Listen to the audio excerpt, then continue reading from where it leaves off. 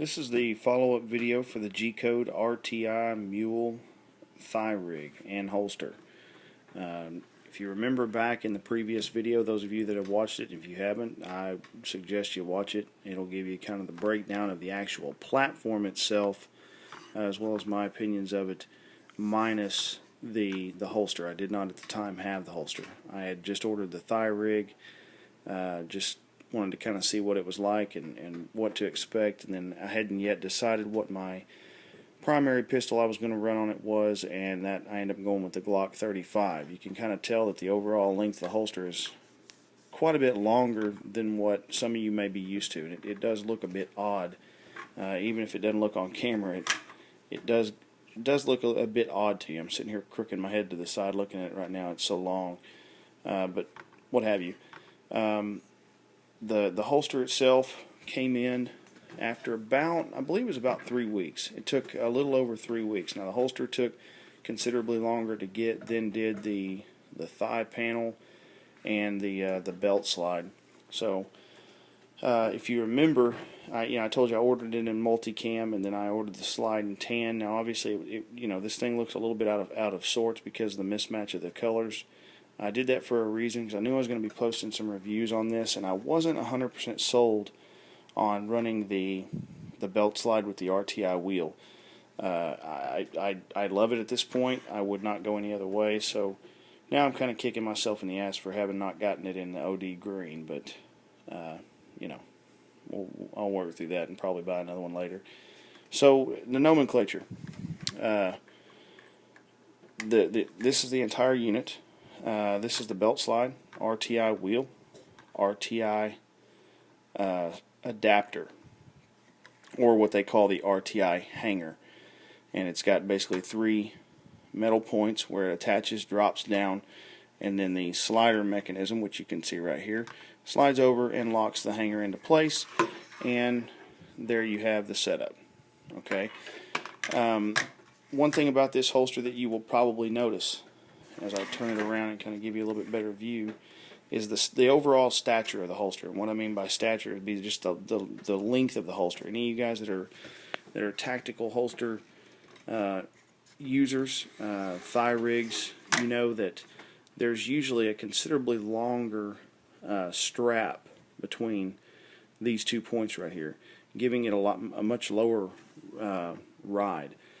If anybody has been looking for a holster that wears on a much higher ride, this is without a doubt the one for you. Now, being that I wear a firearm daily for my job, I can tell you that I've been looking for a long time for a holster that closely mimics the height of a standard duty carry firearm, which is putting it right about the side of your hip. I hadn't found one up to this point, but I have finally found one. It's going to be this one right here. So, haven't done the review on the basic platform and the belt slide in the past. I won't really touch too much on that. Nothing has changed. My opinions on that are still rock solid, but I will go over a couple things that I've noticed about the holster itself. In looking at the holster is, without a doubt, a solid piece of equipment. I mean, it's very nice. You saw how easy it is. Now that was one hand manipulation of the holster.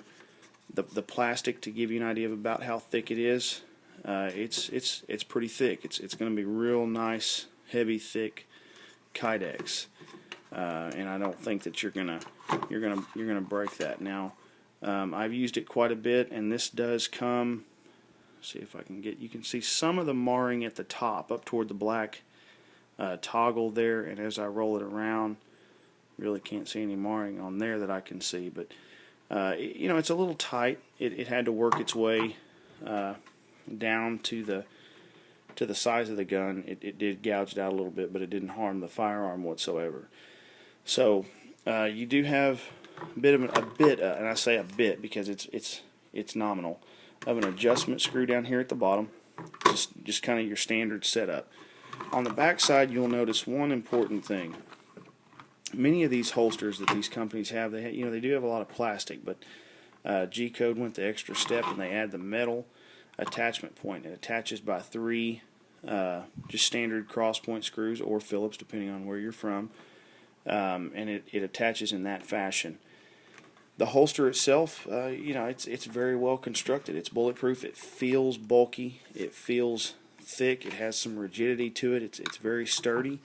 And my initial impressions of it were outstanding. Still are.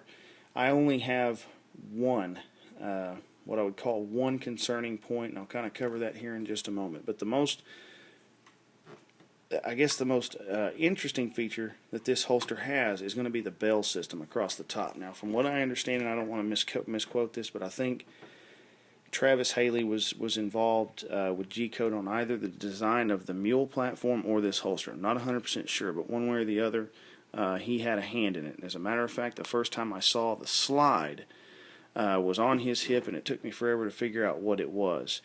But anyway, moving forward, the holster itself, very well constructed. I love it. I have absolutely no problems with it. The bell system, pretty interesting little setup here. It's almost spring assisted going over the top. You push it past the rotating point, and it works. It works almost by itself. You'll watch that. This would be where your thumb would be, and I push, and it flips down. Okay, so it is spring loaded, and I mean the draws on this are lightning quick.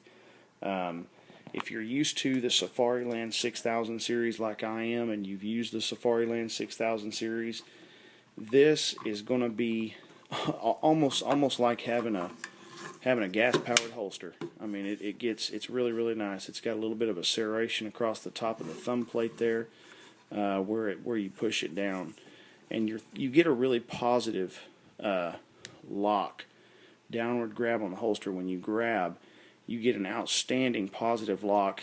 Push it down, and the bell rotates, and you get a really, really nice grab, and the weapon comes out extremely smooth from the factory. So, I've seen no real negatives to the holster, except for one, and I'll try to kind of get this up here to where you can see it in a good light.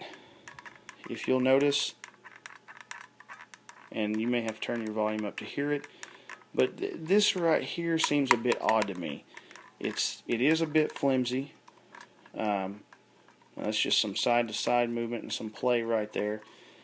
It does seem a bit thin. This base plate that's right underneath this Allen or this cross-point screw or Phillips here, and I don't know that I can really get a good view on it, but it's pretty thin. This little piece right here that goes underneath this this cross-point screw is pretty thin. So, I doubt I have not taken it apart. It's my thought that maybe I should do what all men do and tear this damn thing all apart to the point where maybe I could even screw it up real bad and not put it back together, just to see how this thing is built, where the springs are. Be my luck, shit will go flying. But nonetheless, I think it'll be fine. But I'm curious to know, under many uses, and like in tactical situations, if it were to be used, how long it would last. I know as a former SWAT officer, we used those 6000 series, and man, they just never broke. And my only concern is anytime you start adding spring-loaded automatic devices and such, that there is a failure point, and of course with this holster, that is yet to be determined. But I'm going to keep on testing it. I'm going to keep on testing it because I'm trying to make it fail. I want to see if I can make it fail. I really have no doubt about the platform itself, but I want to see if I can make this fail. I'm going to give G-Code the benefit of the doubt and say that I can't.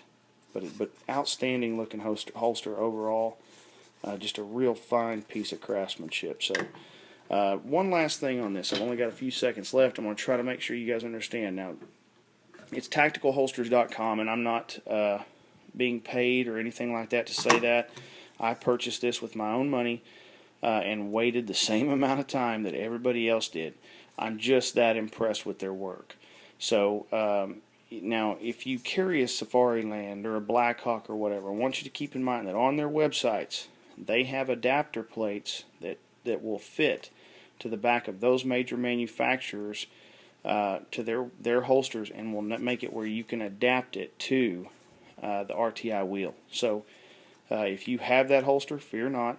You can rip it off of its base plate, go to tacticalholsters.com, order the appropriate adapter kit, and change the makeup of it, and it will then fit onto any G-code RTI wheel. Thought that was really, really cool, and I just wanted to kind of get that out there to you guys. I'll post another video here probably in the next couple of days of just exactly where this thing rides on you, because it's too late right now and I'm going to get into bed, but I'll post a video and let you kind of see where it rides on the hip, but it rides really, really, really high. So I think you guys will love it.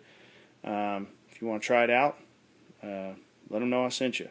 So anyway, God bless. Hope your lives are meaningful, and y'all have a good day.